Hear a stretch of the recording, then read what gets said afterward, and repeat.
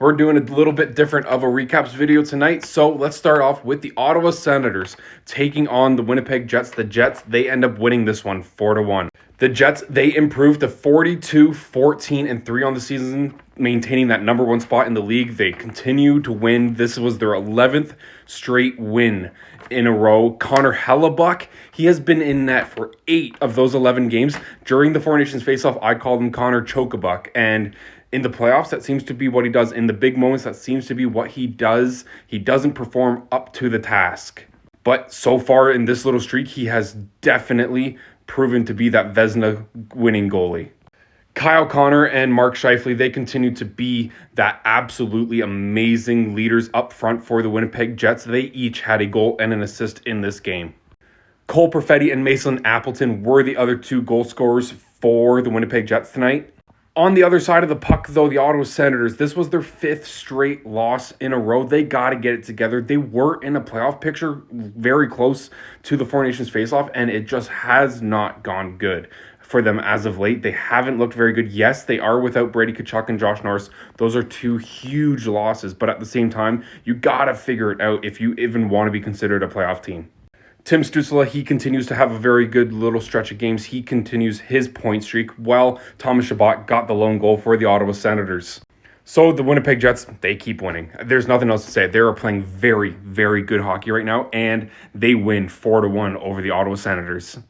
Next, we got the Colorado Avalanche taking on the New Jersey Devils in Colorado, where the Colorado Avalanche, they have an absolutely electric third period, and they just run over the Devils, beating them 5-1. The Avalanche, they are now 34-24-2 on the season. They are only 2 wins better than the New Jersey Devils, but it did not look like that in this game. Colorado pretty much had them by the throat, a stranglehold from the get-go. Nate McKinnon, he had 2 goals and an assist in this game. I don't know what the heck that just was, but it was fun.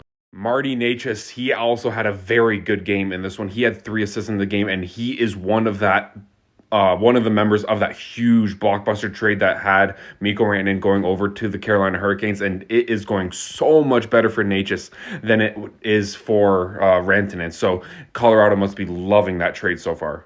The other goal scorers for the Colorado Avalanche was Artturi Lehkonen, Casey Middlestat, and Drew O'Connor. So very good forward performances from the Colorado Avalanche players, but it was Cale Makar leading the line on defense for the Colorado Avalanche. He had 2 assists in this game. The Avalanche, they have a 5 or 6 point lead on the first wildcard spots, and Vancouver, they won tonight. Well, I'll talk about that in a second. So it is Colorado and Vancouver in the 2 wildcard spots right now, but Vancouver has a game in hand on the Calgary Flames with only a point advantage. So if the Flames win tomorrow night, it is the Flames spot. For the Devils, they are 32-22-6 on the season. They are having still a very good season under new head coach Sheldon Keefe. Jack Hughes was the only goal scorer for the Devils tonight, and they are only 5-5-0 in their past 10 games. And at the same time, they have been alternating win, loss, win, loss, win, loss over the past 10 games. So they got to get some consistency going if they want to take that into the playoffs and have some success. Up next, we got the Vancouver Canucks in the city of Los Angeles taking on the Kings, where the Vancouver Canucks, thanks to Connor Garland, they win in overtime 3-2. Vancouver Canucks, they did have a 2-goal lead in this game thanks to Connor Garland's first goal of the game, as well as Niels Höglander. So they had the lead, they blew it in the third period, and luckily Connor Garland came to the rescue once again in overtime, scoring with just over 30 seconds left in the overtime period. Canucks, they are now 27-20-11, so that is a lot of overtime losses. But at the same time, they are holding that second wildcard position, but it is in the hands of the Calgary Flames right now, like I just mentioned. 2 goal scorers for the LA Kings was Adrian Kempe. I kind of am starting to really, really like this player. I noticed him in the Four Nations faceoff, and now he is starting to produce even more for the Kings. And he might be one of the most underrated players in the league. Not too many people talk about him, and they should.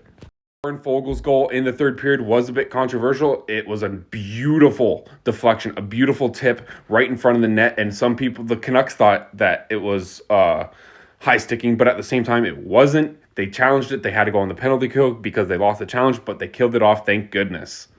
The Kings, they are now 31, 17, and 8 on the season. They're still having a very good season. They are third in their division standing, so they are doing pretty good. But this was just a little hiccup. They had a nice comeback, so take the positives where you can get it.